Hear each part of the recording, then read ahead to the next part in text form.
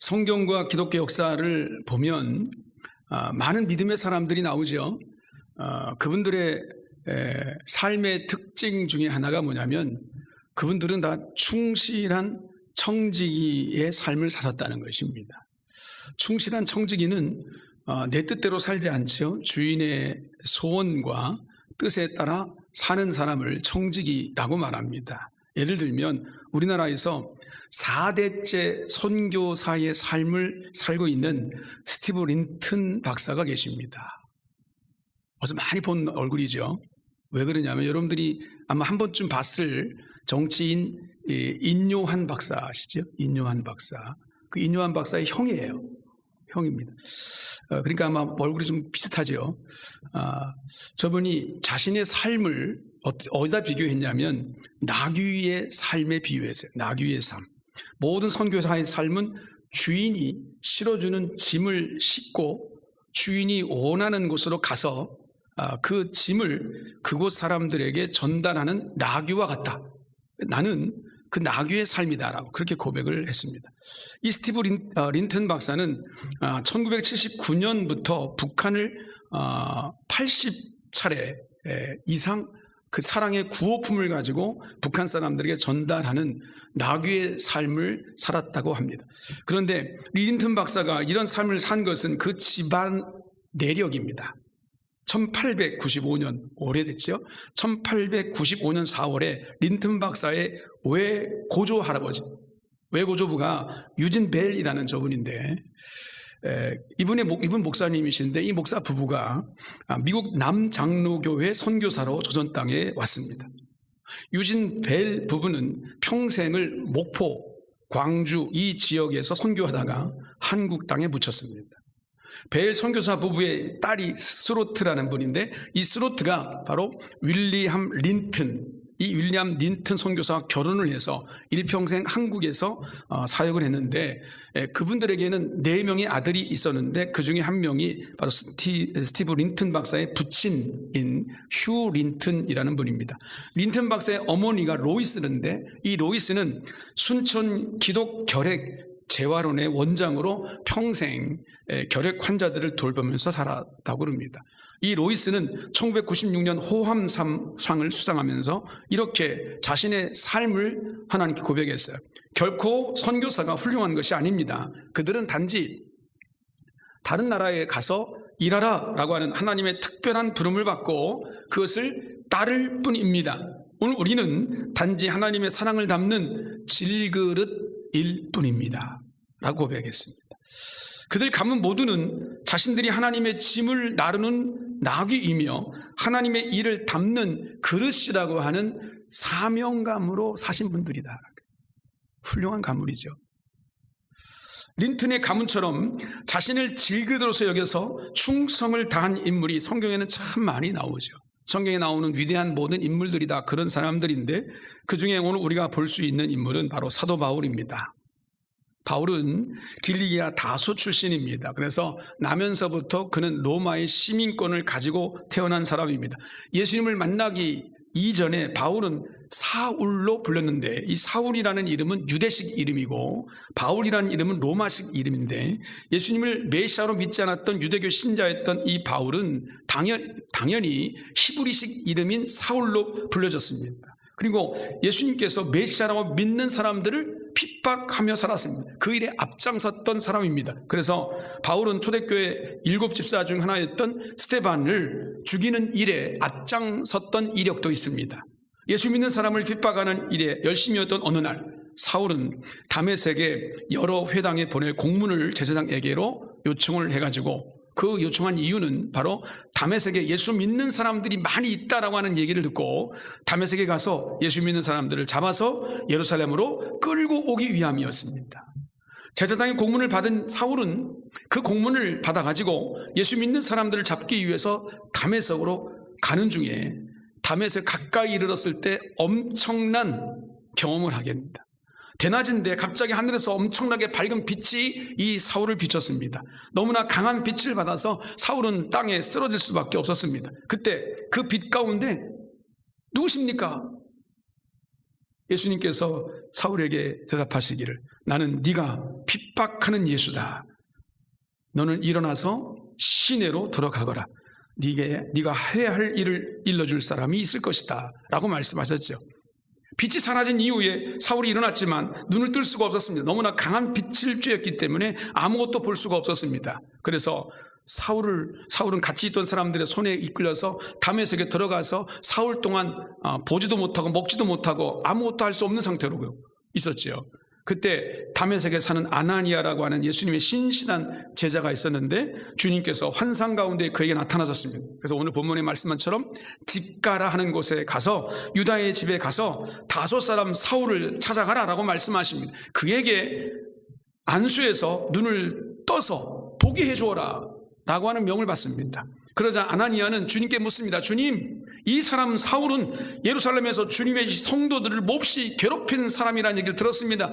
내가 어떻게 그런 사람에게 갑니까? 라고 물었습니다. 그러자 주님께서 이 아나니아에게 이렇게 대답하신 오늘 본문 말씀 15절에 주께서 이르시되 가라. 이 사람은 내 이름을 이방인과 임금들과 이스라엘 자손들에게 전하기 위하여 택한 나의 그릇이다. 그렇게 말씀하셨습니다. 사울은 내 이름을 이방인과 왕들과 이스라엘 사람들에게 널리 전하도록 내가 선택한 나의 그릇, 나의 사람이다라고 선포하신 거예요. 하나님께서. 사울만 이런 선포를 받았을까요? 여러분들은 어떻습니까? 우리도 다 하나님께서 그렇게 선택한 하나님의 그릇인 줄로 믿습니다. 아멘. 비록 우리는 생김새도 다르고 쓰임새도 다르지만 우리 모두는 다 하나님이 만드시고 선택한 그릇들입니다. 그러니까 오늘 우리는 린튼 박사의 말처럼 나를 택한 하나님을 위해서 나는 쓰임받는 나귀이고 나는 하나님께서 쓰실 그릇이다 라고 하는 이 사명감이 우리 가운데 있어야 된다는 거죠. 그런 마음으로 오늘 본문의 말씀을 좀 살펴보기를 원합니다. 오늘 본문을 통해서 우리는 뭘 깨달아야 될 것인가? 하나님의 음성을 여러분들의 삶 속에 다시 한번 담을 수 있기를 바랍니다. 첫 번째, 나 자신도 하나님께 쓰임받는 그릇이라는 사실을 우리는 알아야 됩니다. 사울이 예수를 믿는 사람들을 핍박했는데도 하나님은 사울이 당신의 일을 할 그릇이라고 말씀하셨어요. 그러면 사울은 하나님께 쓰임받는 그릇임을 자기가 미리 알았을까라는 거죠. 사울은 예수를 만나기 이전에는 하나님의 뜻대로 쓰임받지 못했던 사람입니다. 그러나 예수를 만나고 난 이후에 자신이 하나님께 쓰임받는 그릇임을 알았어요. 그렇게 열심히 하나님께 헌신했다고 하는 것을 여러 말씀을 통해서 우리는 확인할 수 있습니다. 갈라디아서 1장 13절 14절에 보니까 당시의 상황을 사도 바울이 이렇게 고백했습니다. 내가 이전에 유대교회에 있을 때에 행한 일을 너희가 들었거니와 하나님의 교회를 심히 박해하며 멸하고 내가 내 동족 중 여러 연갑자보다 유대교를 지나치게 믿어 내 조상의 전통에 대해서 더욱 열심히 있었으나 이렇게 말합니다. 사울은 예수님을 알기 전에 누구보다도 하나님을 위해서 열심을 냈던 사람입니다. 그래서 그는 교회를 몹시 박해하는 것이 하나님을 사랑하는 줄 알았습니다. 하나님을 위해서 일하는 줄 알았습니다. 그래서 교회를 아예 멸절시키려고 했습니다. 사울은 같은 나이 또래의 그 어떤 유대인들보다 유대교를 신봉하는 데 앞장섰고 전통적으로 내려왔던 그 율법을 지키는 데에도 누구보다 열심이었다라고 그렇게 말하고 있습니다. 이렇게 사울은 하나님을 위해서 일한다고 생각했어요. 그러나 그것은 하나님의 뜻대로 한 것이 아니라 유대교를 위한 인간적인 열심이었다는 것을 알게 됩니다. 그래서 우리가 어떤 일을 하든지 열심을 내기 전에 내가 지금 어느 방향으로 가고 있는지, 우리 가는 방향의 목적이 무엇인지 이것을 우리는 먼저 깨달아 알아야 됩니다. 사울은 자기 스스로가 하나님을 위해서 누구보다 열심히 일한다라고 생각했지만 그것은 하나님을 위한 것이 아니었습니다. 오히려 하나님의 일을 회방하는 일이었음을 나중에 깨닫게 됩니다. 하나님의 그릇이 되기보다는 유대교의 그릇이 되려고 애를 썼던 것이지요. 그래서 그 결과가 오히려 주님을 핍박하는 사람이 되고 말았던 것입니다. 그러나 하나님은 사울을 당신의 일을 하는 그릇으로 이미 택하셨다라는 것입니다. 그 사실을 사울은 하나님을 만난 이후에 깨달았어요. 그래서 그것을 갈라디아서 1장 15절에 이렇게 고백합니다. 내 어머니의 태로부터 나를 택 택정하시고 그의 은혜로 나를 부르시니가. 아니, 이미 어머니 태에서부터 이미 나를 조성하신 하나님께서 나를 이미 택정하셨다. 그리고 그 은혜로 나를 부르셨다라고 그렇게 고백하고 있습니다. 과거에 이 바울은 하나님이 자신을 이렇게 하나님의 그릇으로 택하셨다는 사실을 몰랐습니다. 그리고 유대인과 제사장들의 환심을 사고 인정받으려고 내 의가 이렇게 크다는 것을 나타내려고 열심을 내셨습니다. 그러나 그것은 잘못된 열심이었습니다. 그런 바울이 예수를 만나면서 하나님이 자신을 어떻게 선택하셨으며 어떤 사명을 주셨는지 그것을 깨닫게 됩니다. 이것이 은혜이지요. 방향이 바로 정립된 겁니다. 내 삶의 목적이 무엇인지를 이제 알게 된 겁니다. 마찬가지로 우리 모든 성도들은 다 하나님의 그릇입니다. 하나님이 바울을 만세전부터 어머니의 태에 있을 때부터 선택하신 것처럼 오늘 우리들도 하나님께 쓰임받는 그릇으로 이미 부름받고 선택받은 자인 줄로 믿습니다. 그러니까 이제 오늘 우리는 내 생각에 따라서 내 방향 없는 그런 일들로 우리의 삶을 추구할 것이 아니라 나를 향한 주님의 뜻이 무엇인지, 나를 향한 하나님의 계획하심이 무엇인지를 내가 어디에 있든 무엇을 하든 그 일을 분명하게 붙들고 나가야 될 줄로 믿습니다. 우리도 하나님께 쓰임받는 그릇이 되려면 하나님께 어떻게 쓰임받아야 할지를 우리가 알아야 되겠지요. 그래서 오늘 우리는 주님의 뜻을 구해야 됩니다. 기도하면 하나님께서 하나님의 뜻이 무엇인지를 깨닫게 해주실 줄로 믿습니다. 내가 어떤 것인지, 나를 통해 하나님 무엇을 하시려고 하는지 기도하며 무릎 꿇고 지혜를 구할 때 하나님 반드시 우리 가운데 깨닫게 해주실 줄로 믿습니다. 이 은혜가 여러분 가운데 있기를 주의 이름으로 축복합니다. 하나님 우리를 선택하셨습니다. 하나님 우리를 사용하실 그릇으로 우리를 이미 정하신 줄로 믿습니다. 두 번째는 우리는 하나님께 쓰임받는 그릇이지만 우리 모두가 다 쓰임새는 다 다를 수 있다는 것을 알아야 됩니다. 오늘 본문 15절에 주님은 사울을 향해서 이 사람은 내 이름을 이방인과 임금들과 이스라엘 자손들에게 전하기 위해 택한 나의 그릇이다라고 말씀하셨어요. 하나님께서 택하신 사도 바울은 다른 무엇보다도 이방인들에게, 이스라엘 사람들이 아닌 이방인들에게 복음을 전하는 그릇으로 택함 받았다라는 거죠. 본문도 그렇지만 갈라디아서 2장 8절에 보니까 나를 이방인의 사도로 삼으셨느니라 라고 분명하게 이야기하고 있지요. 자신을 이방인의 사도로 세움받은 것을 안 이 바울은 평생 이방인을 위해서 복음을 전하는 일에 최선을 다했습니다. 목숨을 내어놓고 일했습니다. 결국은 순교의 자리까지 나갔습니다. 본문 이유를 보면 하나님께서 이 아나니아에게 사울을 찾아가서 안수해서 사울의 눈을 뜨게 하고 성령 충만하게 하라는 말씀대로 아나니아가 사울을 찾아가서 기도합니다. 그러자 사울의 눈에서 비늘 같은 것이 떨어져 나가고 시력을 회복하게 되었습니다. 그러자 이 사울이 즉시 일어나 세례를 받죠. 그리고 음식을 먹고 힘을 얻어서 며칠 동안 다메섹에서 우리 예수 믿는 사람들과 함께 지내면서 여러 회당과 많은 사람들에게 예수님이 하나님의 아들이십니다라고 전하기 시작했다. 이제 바울은 하나님이 자신을 전도자로 특히 이방인의 사도로 세우셨음을 알게 되면서 적극적으로 전도하기 시작합니다. 바울은 복음 전하는 일에 생명을 걸었습니다.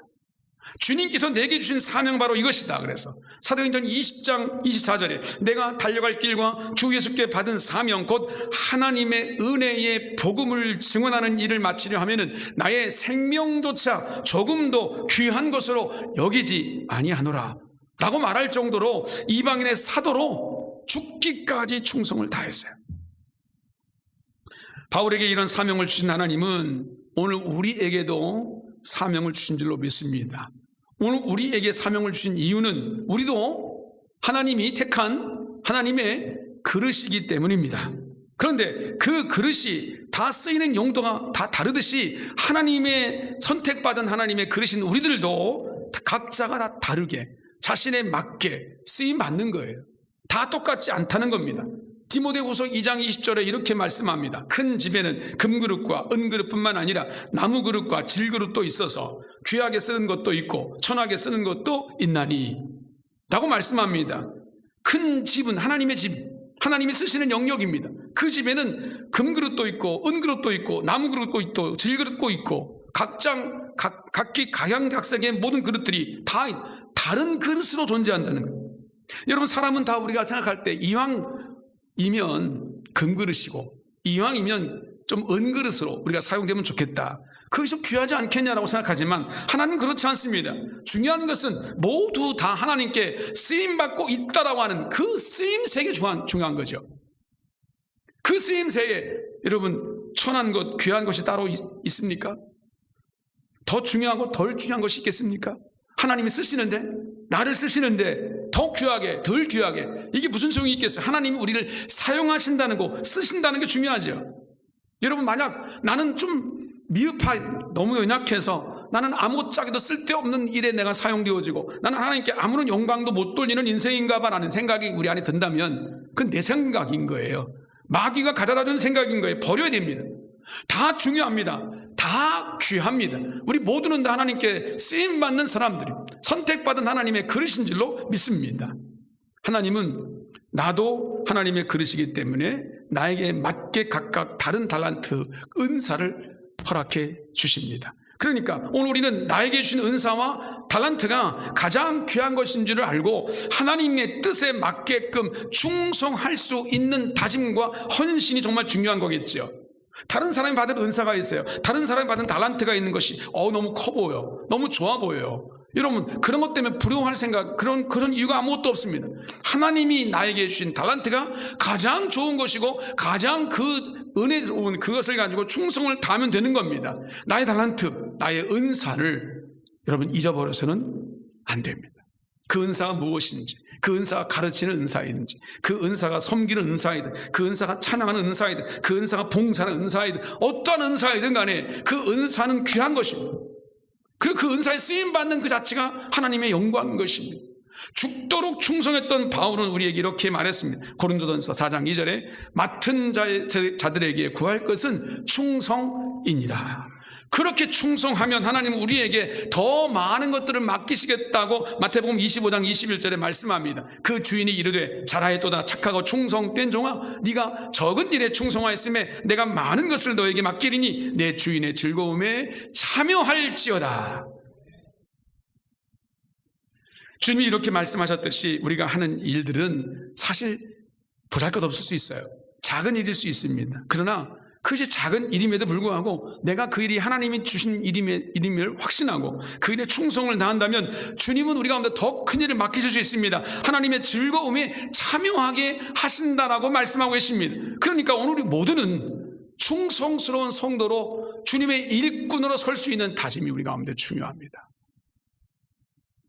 여러분의 삶 속에 내가 어떠한 일을 하나님께 헌신하고 있는가, 충성을 다하고 있는가, 여러분들 직업을 통해 내가 살아가는 삶의 여건을 통해 나는 어떻게 하나님께 쓰임받고 있는가, 내 은사를 가지고 어떻게 하나님의 은혜로 나타내고 있는가 한번 생각해 볼 수 있기를 바랍니다. 그 은사가 다 다를지라도 하나님이 받으시고 영광 나타내 주실 줄로 믿습니다. 세 번째는 우리 하나님께서 쓰임받는 그릇이기 때문에 나는 그 하나님의 쓰임받는 그릇에 맞게끔 깨끗해야 된다라고 하는 것입니다.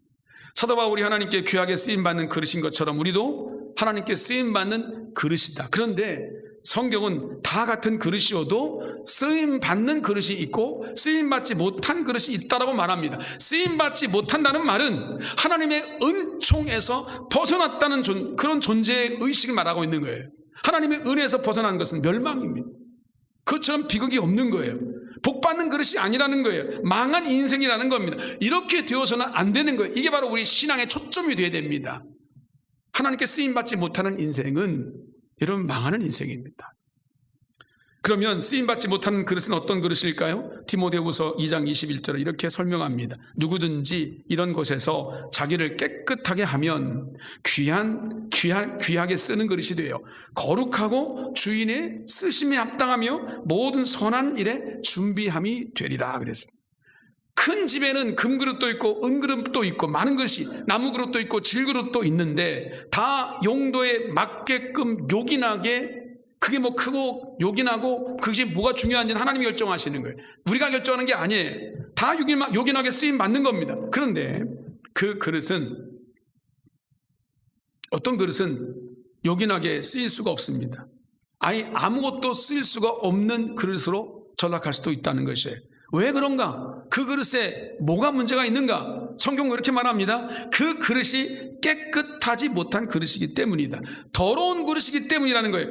여러분, 은혜를 담고 신앙을 담아야 할 우리 하나님이 주신 그릇에 우리의 마음 가운데 뭐가 채워져 있습니까? 죄와 교만과 이기심과 탐심이 우리 가운데 담겨져 있으면 하나님께서 그 안에 있는 우리의 그 소유된 것들 때문에 하나님은 우리를 쓰실 수가 없는 거예요. 우리도 그릇을 사용하려고 하는데 말이죠, 집에 있는 그릇을 딱 잡았는데 그 그릇에 먼지가 쌓여있고 오물이 쌓여져 있고 더러운 것이 담아있으면 여러분, 그것을 어떻게 그 그릇을 사용할 수 있습니까? 아마 내다 버릴 수밖에 없을 거예요. 이거 오래돼가지고 도저히 쓸 수가 없네, 더러워서 이거 쓸 수가 없네, 버릴 수밖에 없어요. 그러면 어떻게 해야 우리가 쓰임받는 귀한 그릇이 될 수 있는가? 오늘 우리가 쓰임받는 그릇이 되려면 먼저 내 안에 있는 것, 우리 안에 있는 죄와 우리 안에 있는 교만과 이기심과 탐심들, 이런 것들을 버려야 합니다. 악한 것들을 버려야 합니다. 과거에 사도 바울이 자신이 채워져 있던 모든 것들을, 하나님께 버렸던 그 모든 것들을 교만이라고 하는, 교만이라는 걸 버렸다는 거예요. 그래서 그가 모든 교만한 조건들을 버렸다라고 고백합니다. 빌립보서 3장 5절 이하 이렇게 말합니다. 나는 8일 만에 할례를 받고 이스라엘 족속이고 베냐민 지파이고 히브리인 중에 히브리인이고 율법으로는 바리새인이고 열심으로는 교회를 박해했고 율법의 의로는 흠이 없는 자라. 얼마나 완벽합니까? 이 모든 교만, 그 교만으로 살았던 이 사울이, 그러나 주님 만난 이후에 무엇이든지 내게 유익했던 것, 모든 것들을 내가 그리스도를 위하여 다 해로 여길 뿐더러 또한 모든 것을 해로 여김은 내 주 그리스도 예수를 아는 지식이 가장 고상하기 때문이다. 내가 그를 위하여 모든 것을 잃어버리고 배설물로 여김은, 그랬어요. 그 모든 자랑거리들, 이 세상 사람들 다 안아줄 만한 것들, 내가 밖에 나가면 어깨에 힘주고 말이죠, 얼마든지 뽀기며 살아갈 수 있는 그 모든 조건들 말이에요. 그것들이 나에게 교만거리라는 거예요. 그 모든 것들을 예수를 만난 이후에 예수를 아는 지식, 그것이 가장 귀하고 고상하기 때문에 그 모든 것들을 다, 교만했던 것들을 다 버렸다는 거예요. 배설물처럼 버렸다는 거예요. 이렇게 쓰임받는 그릇이 되려면 사도 바울처럼 자신에게 있는 모든 인간적인 욕심들, 이기심들, 탐심들, 교만거리들을 버려야 합니다. 우리 안에 무엇이 채워져 있는지 우리 자신이 한번 돌아볼 수 있어야 됩니다. 깨닫지 못하면 그처럼 비극적인 게 없어요. 내가 얼마나 교만한 인생인지, 얼마나 나의 의의를 자랑하며 살아가는 인생인지. 하나님이 우리의 모든 인악함과 죄악, 그 모든 것들을 담당하시고 십자가에 죽으셨는데, 여러분, 그 죽으신 그 사건은 내 안에 있는 이 모든 것들이 내 안에 녹아져 가기를, 부서져 가기를, 버려져서 다시는 우리 안에서 나의 주인이 되지 않기를 주님이 원하시는 거 아니겠습니까? 그래야 하나님 우리를 쓰실 수 있는 거죠. 하나님이 일을 하려고 그러는데 이런 교만이 나를 괴롭혀요. 하나님이 일을 하려고 하는데 이런 이기심과 탐심들이 우리를 괴롭혀요. 도저히 앞으로 나갈 수가 없어요. 하나님께 쓰임받을 수가 없어요. 세상적인 것들에 대한 생각들로 가득 차 있어요. 세상적인 지식이 하나님 앞에 더 가까이 가지 못하게 만들어요. 하나님이 나에게 뭘 원하시는지 그 인생의 의미를 깨닫지 못하도록 장애물이 되어버려요. 그걸 버려야 되는데 못 버리는 겁니다. 버리면 죽을 것 같아요. 버리면 내 자존심이 상할 것 같아요. 버리면 내가 아무런 존재가 아닌 것처럼 추락하는 그런 모습처럼 여겨진단 말이죠. 그렇지 않습니다. 주님께서 그걸 버리라 하십니다. 그 모든 우리의 이기심, 탐심들, 교만들을 버리라 하십니다. 또 하나는 회개하며 주님의 은혜를 구해라라고 말씀합니다. 바울은 자신을 고백하기를 디모데전서 1장 15절에 죄인 중에 나는 괴수다. 얼마나 죄를 많이 지었기에 이 모든 죄인 가운데 나는 우두머리다, 괴수다라고 말하고 있습니다. 정말 그 사람이 그렇게 많이 죄를 지어서 괴수라고 그렇게 했습니까? 하나님 만나고 내 죄를 깨닫는 모든 사람들은 이렇게 고백합니다. 나는 이 이상 어떤 죄인보다 가장 큰 죄인입니다라고 고백할 수밖에 없어요.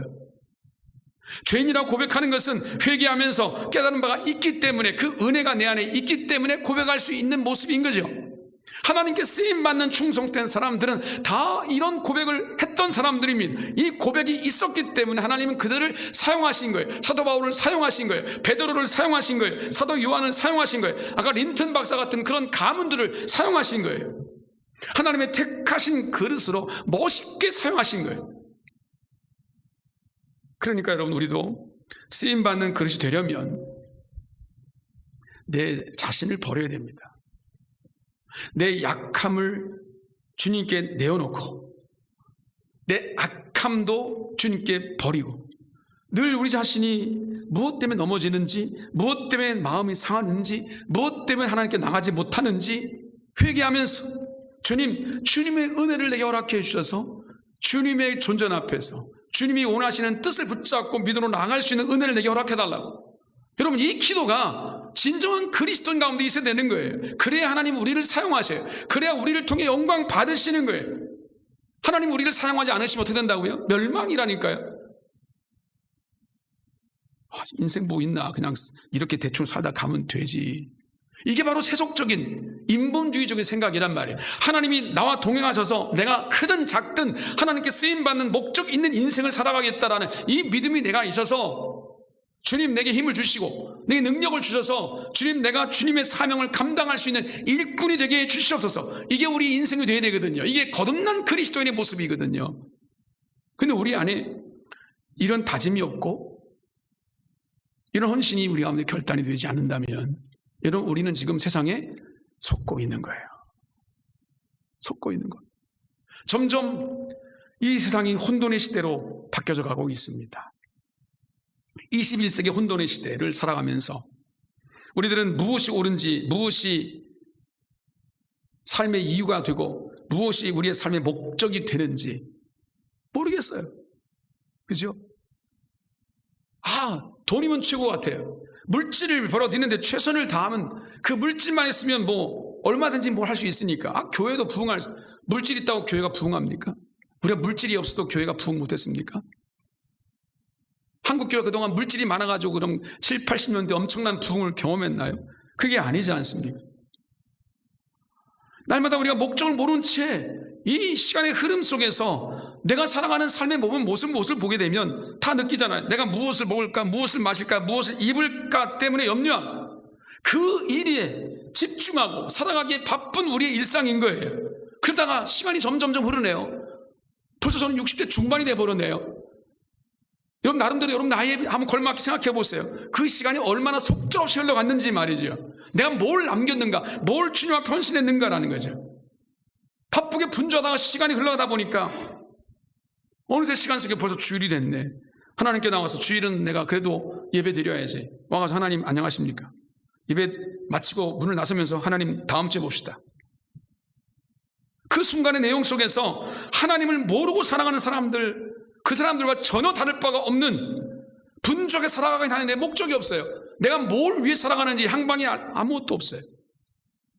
하나님이 오늘 나를 여기에 지금 두신 이유를 모르는 거예요. 버거운 인생길에 속절없이 시간만 흘러가고 있는 우리의 모습들. 다시 한번 하나님께서 우리 가운데 경종을 울리십니다. 너는 나의 일꾼이냐? 내가 너를 택했다. 내가 너를 하나님의 일꾼으로 사용하기를 원한다. 사랑들 여러분, 벌써 2026년도 절반이 지나가고 한여름입니다.